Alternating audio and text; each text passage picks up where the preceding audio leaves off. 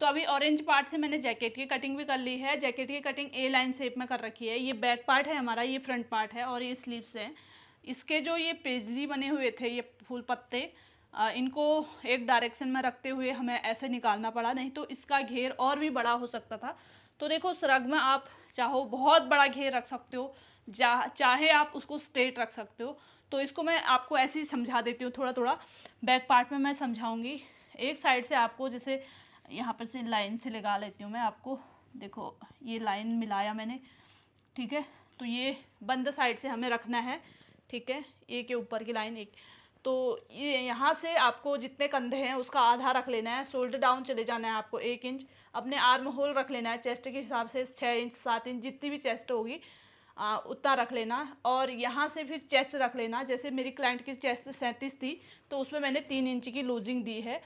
3 inch losing देने के बाद 1 इंच 1.5 इंच आप एक्स्ट्रा रख सकते हो। ऐसे ही कमर में भी फिर आपको नीचे घेर 18 इंच 14 इंच 15 16 17 जितना भी आप रखना चाहो ऐसे डबल में जितना आपका कपड़ा है। तो मैंने ऐसे 18 इंच रखा था और कमर को सीधे वहाँ मिला दिया। और नीचे से ये हमारा इतना स्ट्रेट था, यहाँ से मैं 2.5 से 3 इंच ऊपर गई और थोड़ा सा हल्का राउंड शेप में दे दिया। सेम उसी तरह से हमने आगे का भी निकाला। बस आगे के पार्ट जो हैं ओपन रहते हैं हमारे, क्योंकि आगे से खुला रहेगा जैकेट। और साथ ही हमने आगे जो पीछे का पार्ट है ना, पीछे का पार्ट से हमें आगे का पार्ट इतना इतना 1 इंच कम से कम कर दिया। मतलब इतना पूरी मैं कटिंग कर ली ऊपर से नीचे, क्योंकि हमें जैकेट एकदम ऐसे आगे से मिला हुआ नहीं चाहिए। जब हमारा क्लाइंट पहनेगा तो उसके जैकेट में इतना सा गैप आएगा, इतना सा दूर रहेगा, ताकि अंदर से थोड़ा सा हमारा ब्लाउज दिखे। एक पार्ट इस साइड आएगा, एक पार्ट इस साइड। अगर हम पूरा फिटिंग का चाहें तो फिर ऐसे गैप बंद होगा, उससे हमारा अंदर का ब्लाउज नहीं दिखेगा। तो इसीलिए मैंने पूरे में इतना 1 इंच जितना कटिंग कर दी। और साथ ही मैंने 7 इंच डीप रखते हुए गले की चौड़ाई रख के वी कट कर लिया। तो इसमें हम यहाँ से वी से होते हुए नीचे तक लेस लगाएंगे, पीछे के गले से होते हुए। पीछे पे हमारे 20 सेंटर कमर में प्लेट जाएंगे, ठीक है।